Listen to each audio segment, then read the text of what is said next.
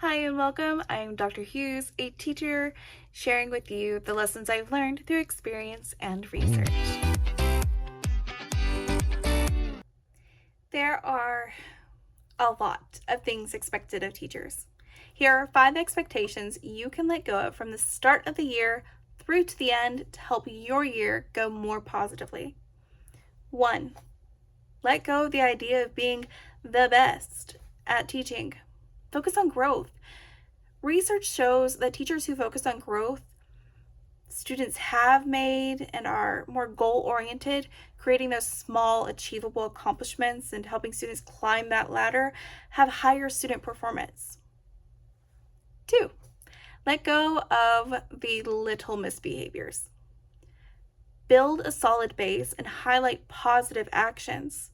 Students will misbehave. They'll mess up.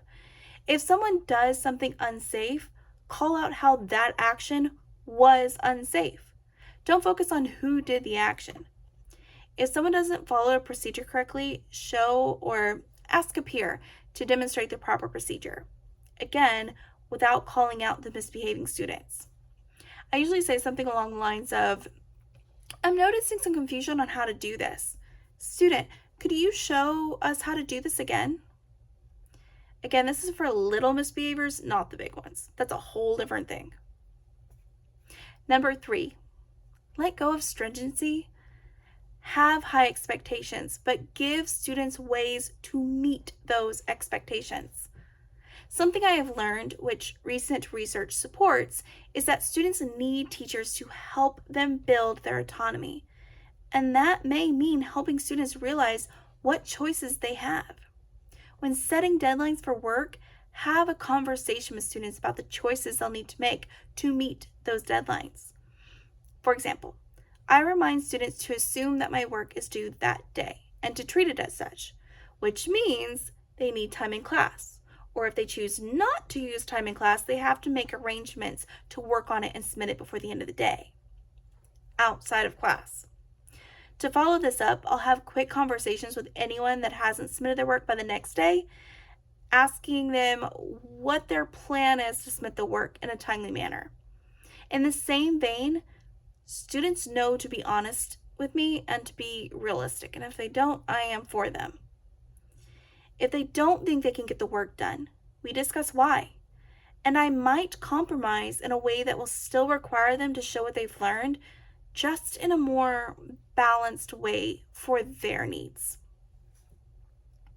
Number 4, let go of teacher domination.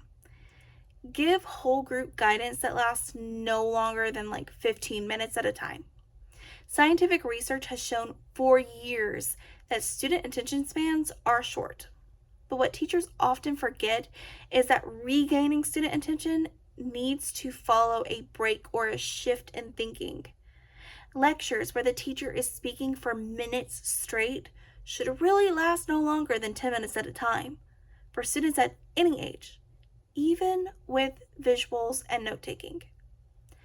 Every 10 minutes, students should be given a brain break activity or, and this is my favorite, be asked to process what they've learned either verbally in partner or small group discussion or internally through some sort of application. Yes, this includes when reading texts in class. And yes, this is something I struggle with when teaching English classes because we never have enough time. 5, let go of the student's past. Often, for students with behavior or learning needs, it is common to be told by a student's previous teacher or current support staff their history. And that information is important so you know how to respond or know how the student might push boundaries. But, and I repeat again, but, part of learning is making mistakes and learning from those mistakes. Students will absolutely do stupid, silly things that they will later regret.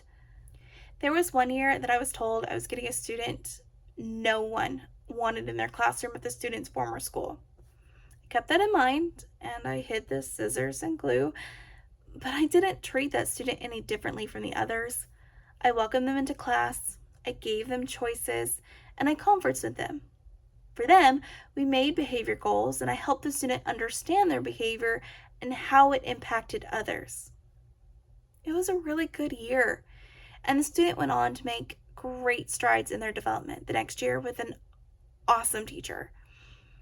If I had spent time I didn't have worrying about what the student might do, I wouldn't have been able to focus on what they could do, and I wouldn't have been able to help them grow as much as they did.